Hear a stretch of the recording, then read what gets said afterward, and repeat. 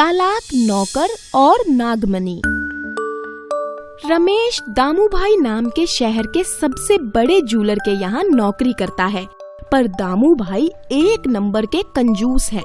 वो काम तो टाइम पर करवाना जानते हैं, पर पैसे कभी टाइम पर नहीं देते, और अगर दे भी दें तो पूरी पगार कभी नहीं देंगे, कुछ ना कुछ रकम काट कर ही देते।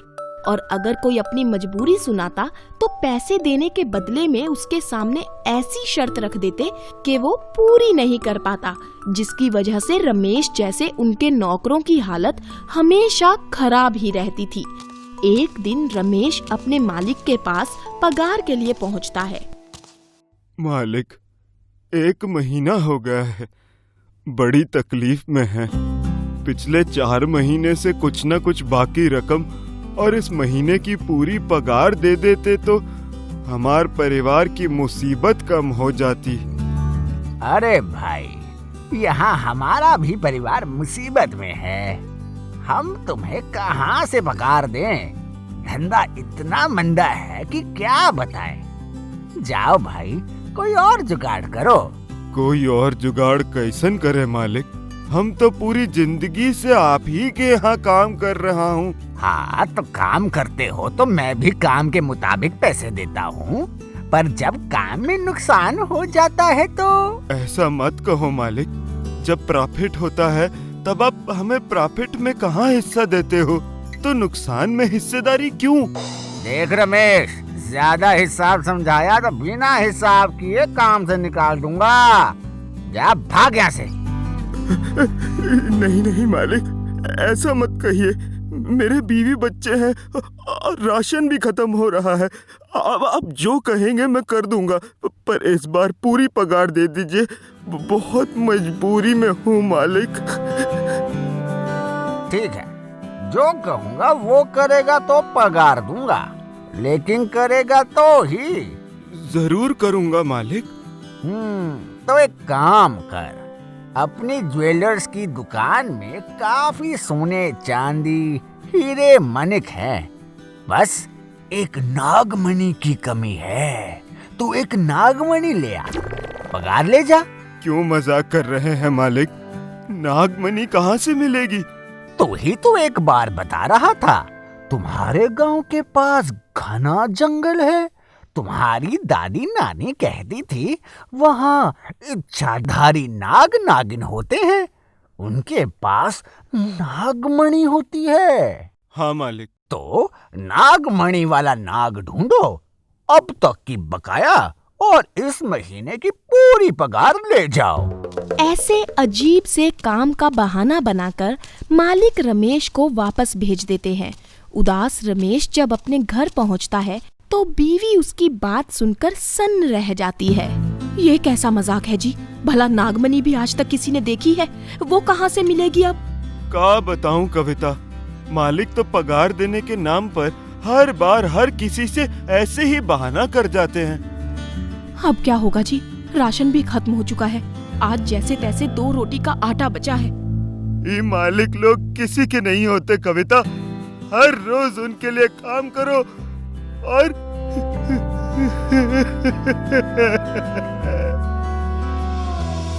रात भर दोनों पति पत्नी को फिक्र के मारे नींद नहीं आती है कि कल से क्या होगा, वो दोनों कैसे जिएंगे, खाना पीना कहाँ से चलेगा।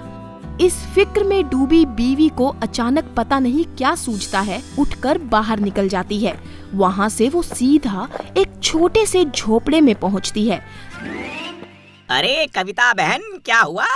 आज तुम्हारे घर में फिर से सांप निकला क्या? नहीं सपेरे भाई। अरे तो फिर इतनी रात गए आप हमारे घर हैं? सुनकर कविता सपेरे को सारी बात बताती है। सुनकर वो भी फिक्र में आ जाता है। अरे मालिक बेवकूफ बना रहा है कविता बहन। आज तक मैंने खतरनाक से खतरनाक जंगल से एक उम्र वाले नाग सांप पकड़े हैं, पर आज तक मैंने किसी भी नाग पर नागमणि नहीं देखी। पर इनके मालिक को तो दिखाना पड़ेगा, नहीं तो मैं, मेरे पति और मेरे बच्चे भूखे मर जाएंगे। अरे पर कैसे? ऐसे। समझ गया बहन जी, मेरा कालू नाग है, उसे कहीं भी छोड़ दो वो वापस मेरे पास ही आ जाता है। ये नागमणि मालिक तक वो पहुंचा देगा। दूसरे दिन अपनी बीवी के समझाने पर रमेश अपने मालिक के पास पहुंचता है और उनसे कहता है, मालिक, कल रात मैंने अपने बिहार के घने जंगलों से नाग पकड़ते सपेरे से बात की। उन्होंने एक गुप्त मंत्र दिया है। अगर आप अमावस की रात उसका जाप करेंगे तो नाग खुद आकर अपनी नागमणि आपके सामने छोड़ जाएगा। और बाय चांस आज ही अमावस है। क्या? कौन सा है वो गुप्त मंत्र? एक शर्त पर बता सकता हूँ मालिक, अगर आप मुझे 1 साल की पूरी पगार एडवांस में दे दे तो, ताकि मेरा पूरा साल अपने परिवार के साथ खुशी से गुजरे और आप नागमणि के तो मुंह मांगे दाम कमा ही लेंगे। ठीक है, दे दूंगा। ये ले, पहले 1 महीने की पगार, बाकी पूरे साल की पगार नागमणि मिलने के तुरंत बाद दे दूंगा। अब बता वो मंत्र। ओम नागेश्वराय नमः। रमेश मालिक को ऐसे ही ओम नागमणीश्वराय नमः जैसा झूठ मूठ का मंत्र फेंक देता है। लालची मालिक आधी रात को इस मंत्र का जाप करता है।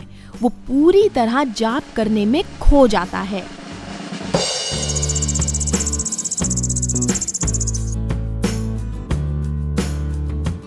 ओम नागमणीश्वराय नमः। ओम नागमणीश्वराय नमः। ओम नागमणीश्वराय नमः। दमो, नाग देवता, आप बोल सकते हैं? मूर्ख, मैं इच्छाधारी नाग हूँ। मनुष्य की जबान ही नहीं, मनुष्य का रूप भी धारण कर सकता हूँ। इस मंत्र की शक्ति की वजह से मैं तुझे अपना ये नागमणि देकर जा रहा हूँ। पर याद रहे, जिसने भी तुझे ये मंत्र दिया है, अगर उससे तूने एक भी पल दुख दिया तो मैं नागमणि के साथ साथ तेरी जान भी ले लूंगा। नहीं नहीं नाग देवता जी, नागमणि मिलने के बाद मैं उसे कभी दुख नहीं दूंगा। उसने 1 साल की पगार मांगी है, मैं 2 साल की पगार एडवांस में दे दूंगा। बस अब ये नागमणि मुझे दे दो। ये ले, फू।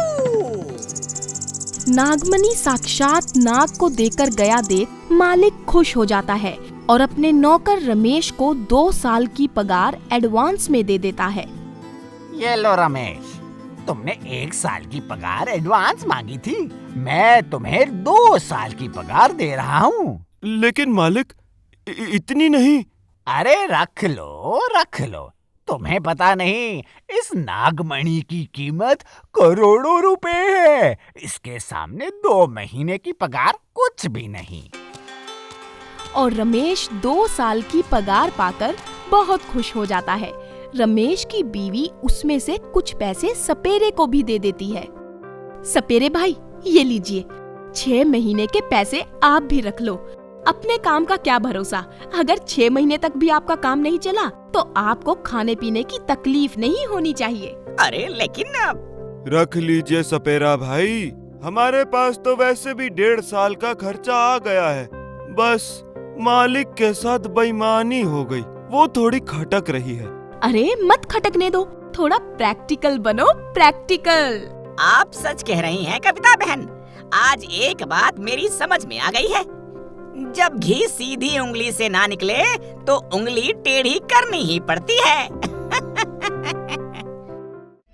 चोर बना साधु। लखीमपुर में नट्टू नाम का एक शातिर चोर रहता था। जितना वो शातिर चोर था, उतनी ही उसकी बीवी धार्मिक और पूजा पाठ वाली, भगवान में विश्वास रखने वाली स्त्री थी। वो अक्सर नट्टू से भी पूजा पाठ की बात करती, पर नट्टू उसका मजाक उड़ा देता।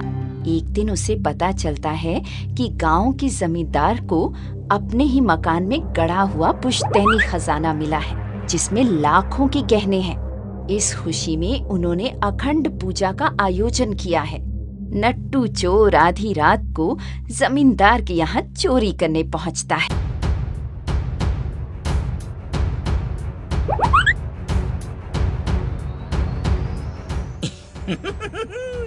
सभी पूजा पाठ में खोए हुए हैं। खजाना चोरी करने का बड़ा अच्छा मौका है।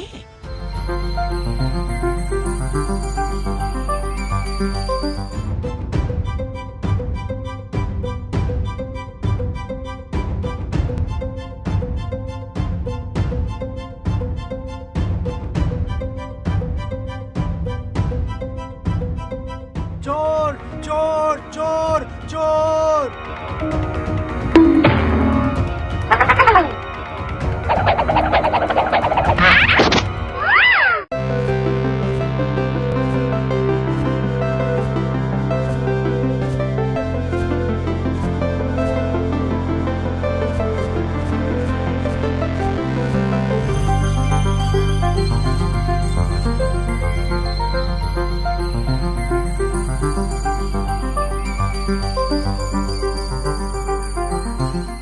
तो समझ आया भक्तजनों, ईश्वर ईश्वर क्यों होता है, भगवान भगवान क्यों होता है? क्योंकि वो किसी को दिखाई नहीं देते। यहाँ तक कि भगवान की परछाई भी किसी को दिखाई नहीं देती, तभी वो भगवान कहलाते हैं। नट्टू उस वक्त तो वहाँ से निकलने में कामयाब हो जाता है, मगर मामला गांव के सबसे बड़े जमींदार का था, इसलिए पुलिस हरकत में आ जाती है। और नट्टू जैसा नास्तिक भी कल प्रवचन में देखा गया था, जो कि बीच प्रवचन में से उठकर चला गया था, इसलिए पुलिस उसे शक के बिना पर गिरफ्तार करके काफी पूछताछ करती है, मगर नट्टू साफ मुकर जाता है।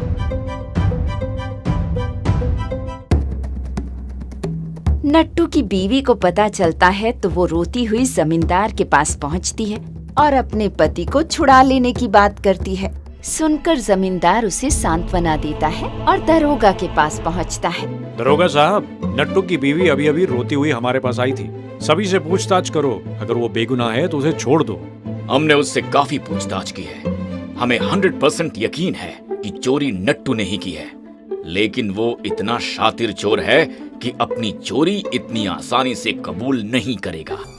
जमींदार साहब, उसकी बीवी को पूजा पाठ में बहुत यकीन है।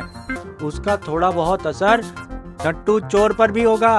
क्यों ना रात को मैं चुपचाप भगवान बनकर उसे मिलूं और उससे कहूं, मैं तुम्हें छुड़ा सकता हूं, पर तुम मेरे सामने अपना गुनाह कबूल कर लो, क्योंकि प्रायश्चित के बाद ही हम भगवान इंसानों को माफ करते हैं। ये बात तो उसने भी सुनी होगी। वो मुझे भगवान समझकर प्रायश्चित के नाम पर सच बता देगा। एकदम सही दरोगा साहब, आप लोग ऐसा ही करो।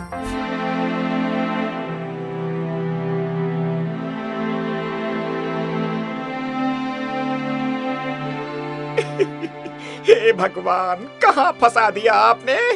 ना आपके प्रवचन में घुसता, ना कोई देखता, ना ही पकड़ा जाता। कैसे बचूं यहाँ से?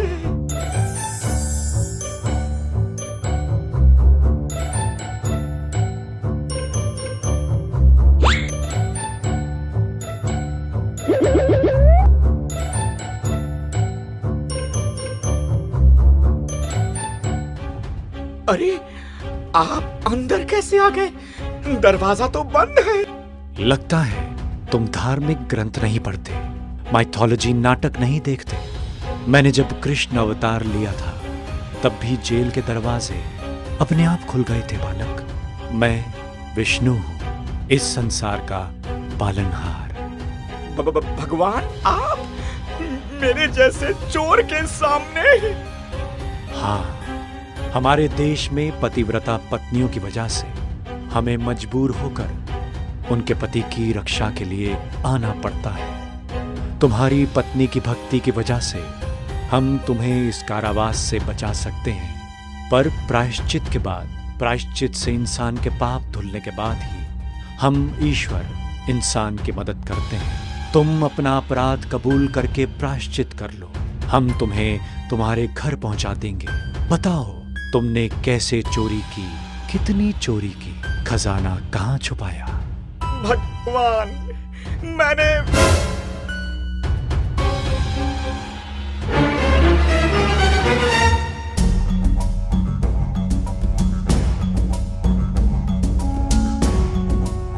ईश्वर ईश्वर क्यों होता है, भगवान भगवान क्यों होता है? क्योंकि वो किसी को दिखाई नहीं देते। यहाँ तक कि भगवान की परछाई भी किसी को दिखाई नहीं देती, तभी वो भगवान कहलाते हैं। पर यहाँ तो भगवान की परछाई दिखाई दे रही है। इसका मतलब ये भगवान नहीं, मुझसे अपराध कबूल करवाने की पुलिस की कोई साजिश है। क्या हुआ बालक? भगवान, आपसे तो वैसे भी कुछ छुपा नहीं है। मैंने पहले कई बार चोरी की है, पर आपकी कसम, इस बार जमींदार के यहाँ मैंने कोई चोरी नहीं की भगवान। पर कहते हैं ना, आप किए की सजा जरूर देते हो। शायद पुरानी चोरी के पाप की सजा है जो मैं आज काट रहा हूँ। मगर भगवान, आप तो सच का हमेशा साथ देते हैं ना। एक दिन सच्चाई आपके सामने आएगी, तब आप मुझे जरूर छुड़वा लेंगे। भगवान कहाँ गए? कहाँ गए? मुझ बेकसूर को छुड़वा तो देते। और पुलिस उसे बेकसूर समझकर छोड़ देती है। नट्टू को छूटकर घर आया देख बीवी बहुत खुश हो जाती है। नट्टू भी सोचता है कि प्रवचन की एक लाइन से उसका इतना भला हो सकता है, तो पूरा प्रवचन सुनेगा तो उसका कितना भला होगा। और उसने चोरी चकारी छोड़कर पूजा पाठ के सहारे पूरी तरह साधु बनकर अपना जीवन जीना शुरू कर दिया। भक्तगणों, एक बात हमेशा याद रखना, आप कहीं भी जाओ, वहाँ क्या हो रहा है, क्या कहा जा रहा है, उसे ध्यान से देखो, ध्यान से सुनो। वो बातें निश्चय ही आगे चलकर आपकी भलाई के लिए काम आएंगी।